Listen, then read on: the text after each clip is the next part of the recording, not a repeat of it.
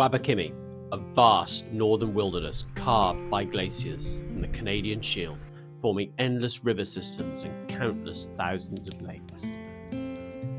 Long before the maps were drawn, the First Nations told stories of spirits moving through these waters, shaping the rivers, guiding the animals, and watching over the travellers who dared to cross the portages. Some say these lakes still hold echoes of those stories.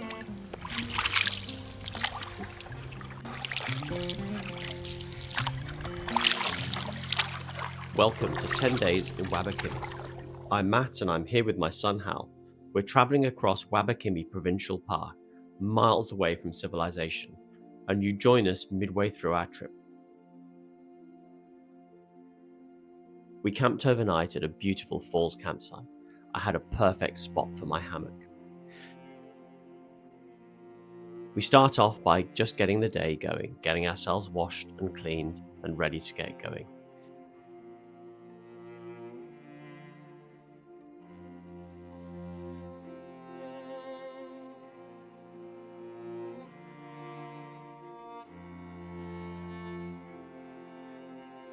And then we need to pack down, get all of our stuff ready and on the water.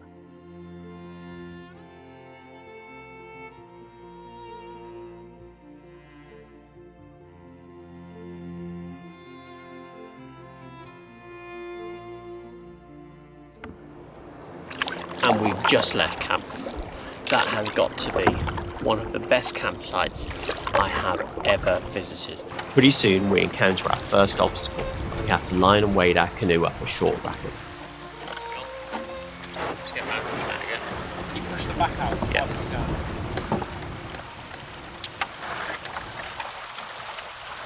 Jesus. Careful, careful. Careful, pull it in a bit. That was quite close actually.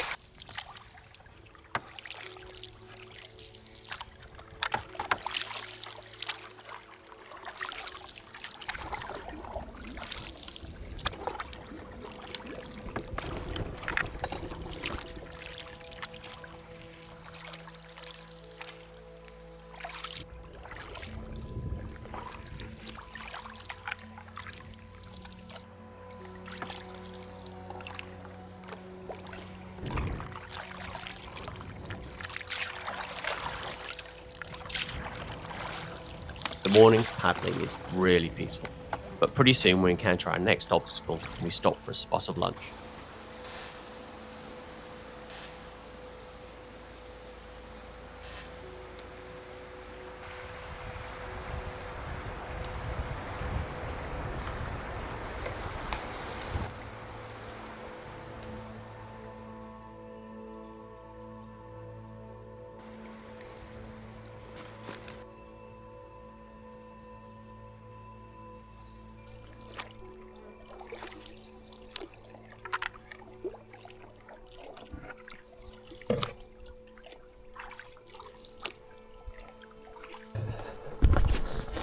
First proper port of the day.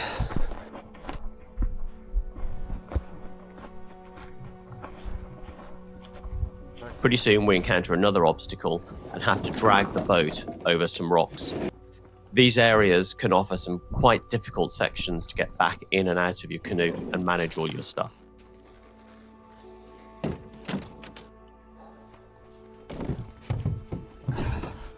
But once we're back in the boat, it's not long until we hit our target campsite for the night.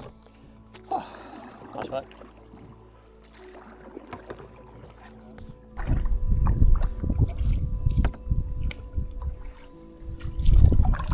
Just checking out a campsite. Not a bad view. And we've got a fire pit, and the wood fairies have been and split us some wood. Brilliant little tent pad.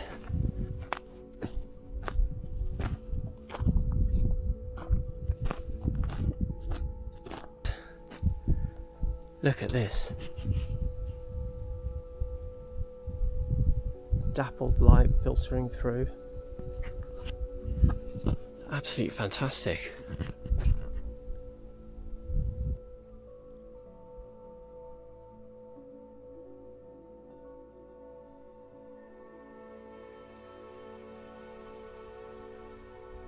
It's in beautiful locations like this. You just can't get over the fact that you are the only people here. It's absolutely spectacular. We get our tents and hammocks set up for the night, and then we're ready for a little relax before dinner. Just got myself a sweet hang with a really, really nice view. Every single campsite we've been to this whole trip has been absolutely unbelievable. There's a real haze in the sky today. I assume that's forest fire smoke from somewhere. You can kind of see it. It's very, very yellowy.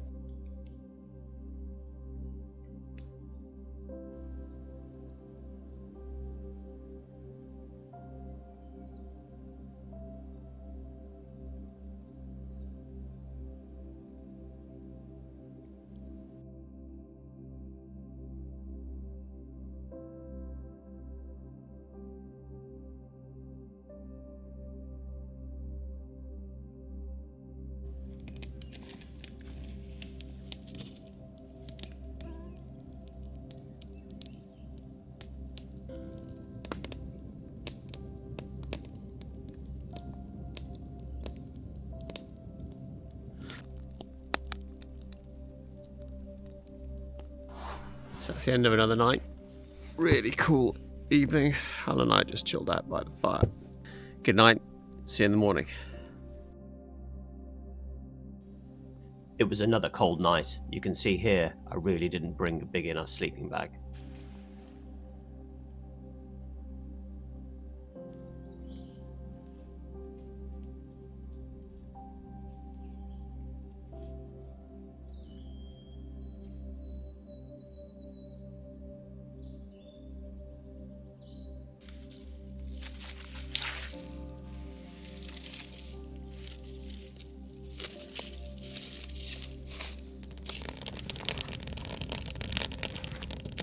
One of the benefits of travelling with a teenager is that they sleep in.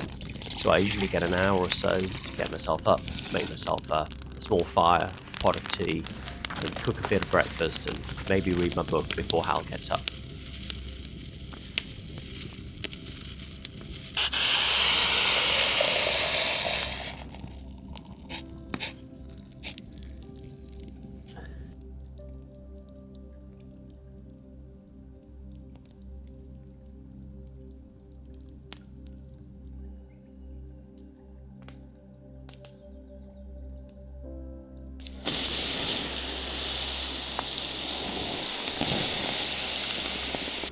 Morning. Welcome to day 7. Today we have 6 ports to the nearest campsite. It's only about 10k away, but 6 ports takes a long time and wears you out. And after quite a few days of this, we are now quite tired. We also have a major issue in that we are out of snacks, or almost out of snacks. I've got about 10 peanut M&Ms left that I'm now rationing.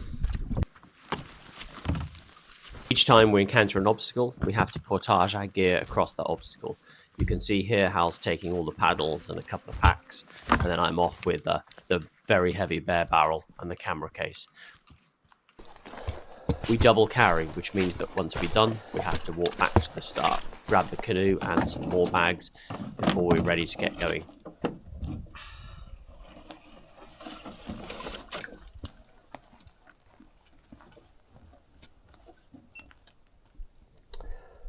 Beautiful.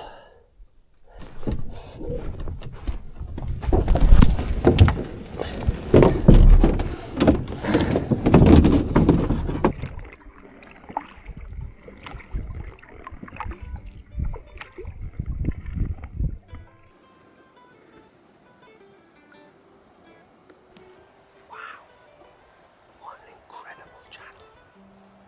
Absolutely stunning.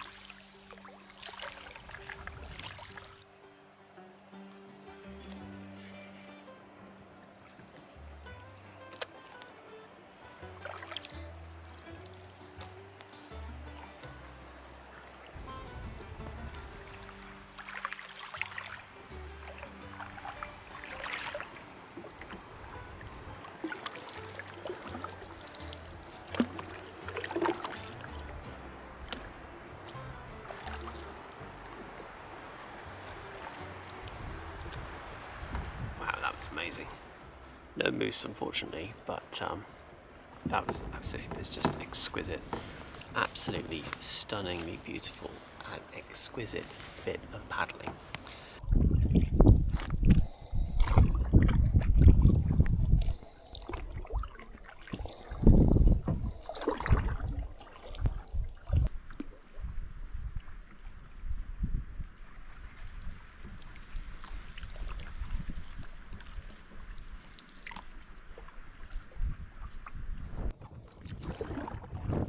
Another very windy crossing, and started with our PFDs on, which is not sensible. Lessons learned, lack of planning. I knew as soon as I approached the lake, I could see, when we exited that channel, I could see that the lake was choppy and that there was wind. And at that point, I should have been thinking, PFDs, mate. Put your PFDs on.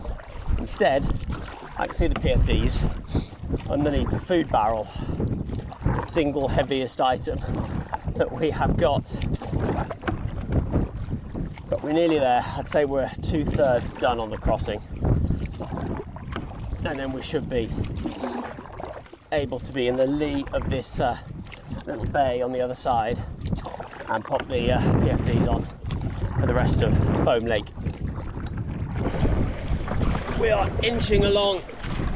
The wind is unbelievable, but we're not far from getting off this lake, but it is crazy.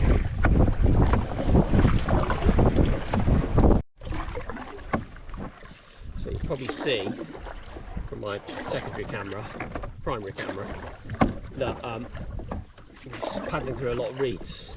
It looks very pretty. Every one of these reeds has got a spider on it, and every one of those spiders ends up on Hal's chest, which is not very nice. He's currently deploying the paddle strategy of sticking his paddle out in front. That looks like a very enticing portage. I don't know why. They're just not normally that clear and clean and easy to walk along.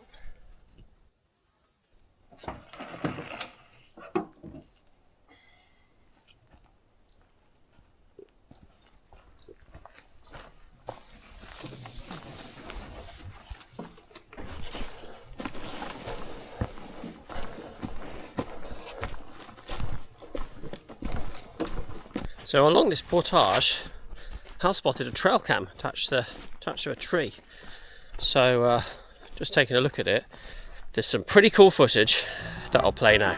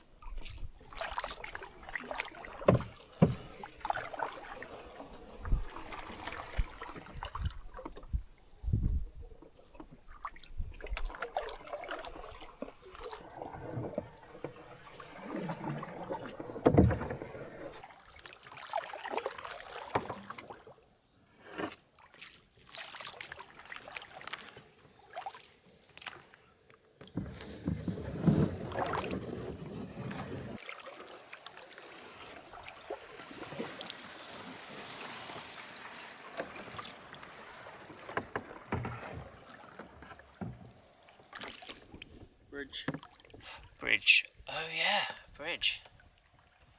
We just got our first sight of Allen Water Bridge. It's quite a big bridge. Yeah. I mean, I'd have thought if you got that train up to speed, it could jump that gap. And also, you know, just a little ramp, that's all you need. Pretty massive triangles.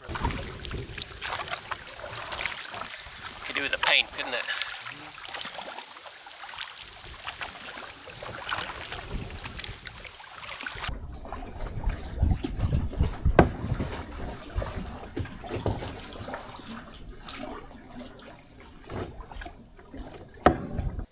I think we might have found our home for the night. quite nice. Not 100% sure where the hammock will go yet, but I'll find a spot for it.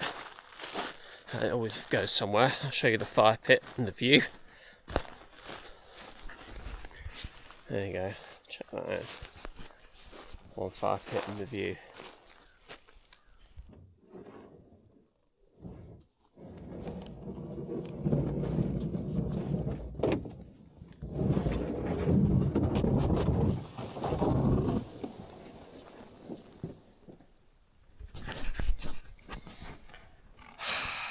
Got my hang sorted.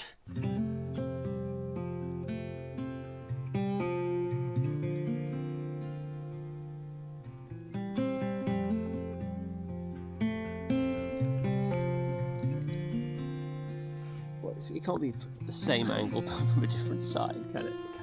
It can't be. It's obvious. If you're measuring from the fire to us, it's like 20 degrees. Different angle. 20 degrees. It's a different angle. It's all about perspective. It's evident.